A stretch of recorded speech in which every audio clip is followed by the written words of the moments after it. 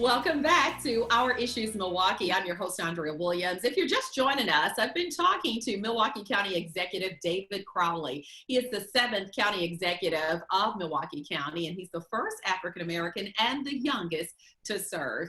How are you, David? Thank you so much for coming back and joining us. Oh, no problem. You know, I love being here.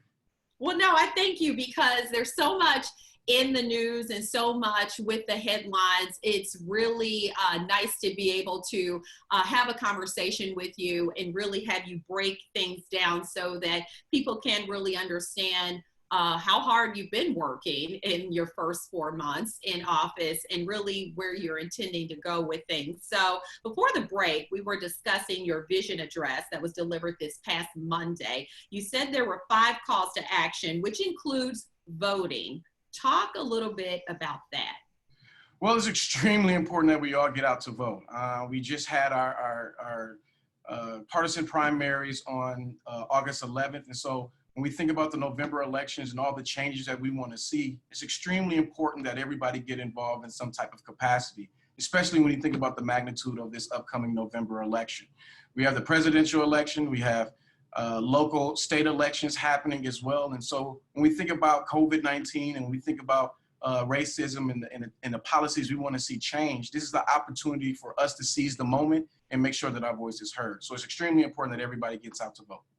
Absolutely. And we said that pre-COVID, but the thing is with the mail-in absentee ballots, there's a large percentage of people who will be mailing in their vote due to the pandemic. So whether people go to the polls or definitely make sure they request those mail-in ballots, it's imperative, whoever you're voting for, that you allow your voice to be heard. So this past week, you were a part of the ribbon cutting at Mitchell International Airport for the Bronzeville Crossing, which is a partnership that allows the highlighting of the county's vision to achieve racial equity by supporting local businesses owned by people of color. And the airport will actually source locally crafted goods highlighting Bronzeville's rich history and culture. And I thought this was so very cool for people who are flying in and out of the city or out of Milwaukee County to be able to get a piece of really what makes this entire community great. Absolutely. I mean, it's a wonderful partnership. You have Paradise, who's been a wonderful partner with a gentleman here, a man of color here, and they've created this opportunity. And it's not, this is only the first store. And so the goal is to have other stores within the airport that reflects the different communities here within the city of Milwaukee and Milwaukee County, and really highlight the entrepreneurs and artists of those communities. So this is going to give us a chance not only to have more businesses of color within the airport and in partnership with others, but the opportunity to really increase the knowledge and the access to products that are locally sourced from folks here in the city of Milwaukee. So this is going to be a great opportunity for many of us. I'm really excited about it, but we just have to make sure that we continue to let the public know that our goal is to make sure that no matter when you touch Milwaukee County, that you understand our culturally rich history, but also come patronize us. We are a beautiful place. Our airport is beautiful. And it's going to give us, again, an opportunity to really focus on Black folks who are doing everything that they can to really put a jolt into the economy here in the city. Yeah, and it's important to mention that you signed legislation making Juneteenth, which marks the official ending of slavery, as a major holiday for county government. Talk about that and why that was so important. Well, it's extremely important. I mean, when we think about how many people are out protesting for the injustices and racial injustices that we continue to see on an everyday basis, this is an opportunity, one, for folks to really understand what Juneteenth means for many of us here in the United States. So, you know, it's the last time the last slaves in Galveston, Texas were told that they were free. And that's the independence of Black folks here in America. And so we need to continue to celebrate that. And we didn't have it as a holiday here within Milwaukee County. And so what we wanted to do is, one, we want people to take that day off to have a day on, to give back to your community, but also to raise awareness about Juneteenth and what's happening here in America as well. Yeah.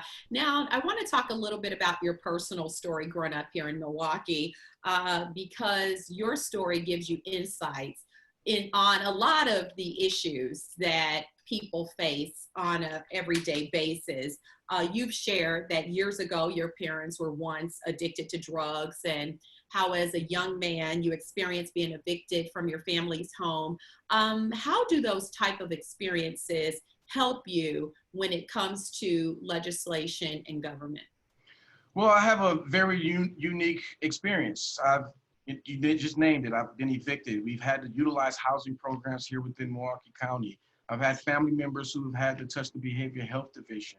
And so I understand what it means for people who absolutely need these services, but also had the opportunity to provide those same services when I worked here. And when it comes down to how we legislate, it lets folks know that I'm not just making decisions based on a budget. This is about how do we move our community forward? How do we give that stepping stone so everybody has access to prosperity, to economic opportunities, to education? And so I can be mad all day about everything that I went through, but I truly believe that it helped me be who I am to this day, and it helps me make the sound decisions that directly affect everybody who utilize Milwaukee County services. So Yeah. my experience is no different than many of the folks here within the city and within the county. I don't want to be able to use my experience to inspire and encourage other folks to do the same. Absolutely. And there are a lot of politicians who really cannot relate to a lot of situations. And that so for you to be able to say, I've been there, I've done that, and I've still been able to come out successful really does send a message of inspiration to many. And you give a lot of credit to a local organization known as Urban Underground that actually got you interested in the issues of policing and local government. So for those who aspire to work for change through politics, what advice would you have for them?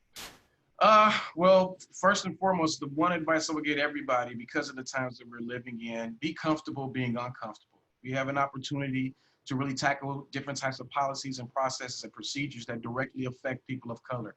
And a lot of folks need to continue, especially as Black folks or people of color, continue to have those conversations to really move the needle in breaking down the barriers of racism. The other thing that I would say is never give up. I'm somewhat of a Star Wars fan, and I'd like to say that Yoda is some type of a great philosopher, but it was a quote that he said, which was, try means to fail with honor. Don't try, do. And when I look at the word try, it means that if I do fail, then I don't have to continue to go. I don't have to continue to try anymore. But when you do it and you fail, you continue to go, you continue to do. When you fall, you get back up. So we have to continue to believe in what we're doing. And we can't give up because the fight will never end. And when we think about folks like John Lewis, who recently passed away, though that is the spirit that we have to continue to let live on. And we have to fight not only for ourselves and our children, but those who came before us. Yeah, I agree with you. And there's a quote I love that says, failure is only the opportunity to begin again, only more intelligently. So I think it's great advice that you give. You also grew up in the 53206 zip code.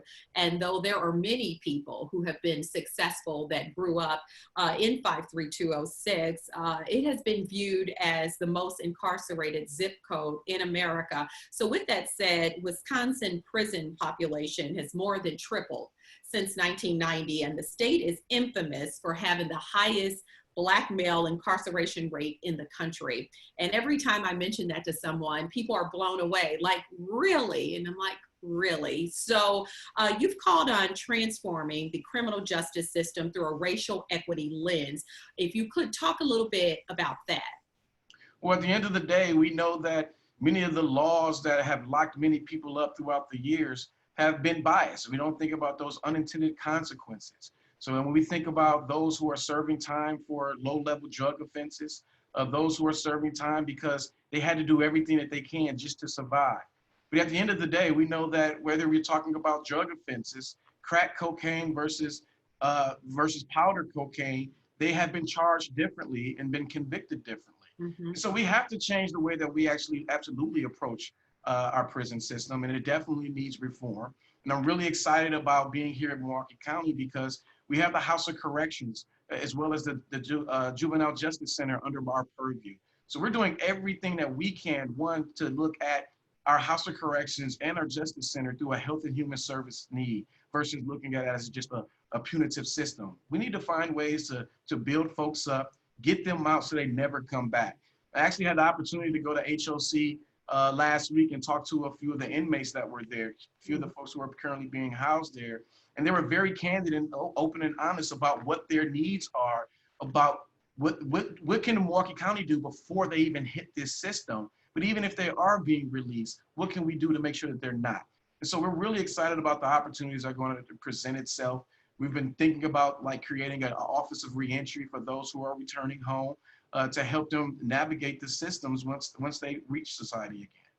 Yeah, and that's great stuff, because there was a study done by the ACLU and Human Rights Watch that revealed that rule violations that led to most revocations resulting in incarceration for Wisconsin include using drugs, consuming alcohol, or even entering bars. So like you said, the picture is so much bigger because many violations often stem from disadvantage. So you have housing instability and homelessness that often contribute to physical and mental health issues, making it harder for people to keep their jobs, making it harder for people to attend mandatory meetings or regularly update their supervision officers. So I think to most people that don't realize that there are the smallest offenses can send someone back to jail for a really long time, really does play a role, not only with those individuals, but also the families that they leave behind. Oh, absolutely. I mean, we've heard many stories about how we should close MSDF. And what I think that we have to focus on first is the process that sends many of these individuals to MSDF in the first place. So crimeless revocations is definitely an issue here within the state of Wisconsin. Have the opportunity to work with Expo, who has been really working on this issue for I don't know how many years. But we have to continue to bring this fight to the state legislature and continue to build partnerships to make sure that we win.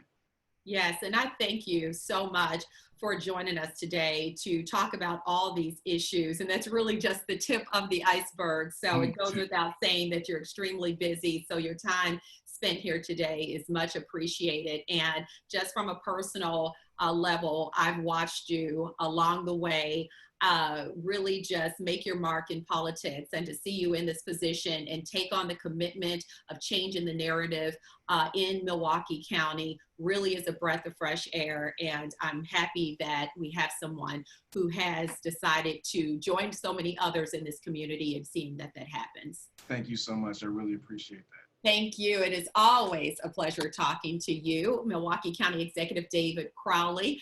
And for more information on what's happening in Milwaukee County, you can visit COUNTY.MILWAUKEE.GOV. That is going to do it for today's show. I'm your host, Andrea Williams. As always, I thank you for watching.